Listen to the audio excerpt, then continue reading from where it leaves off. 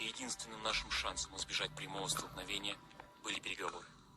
А для этого любыми средствами надо было остановить движение.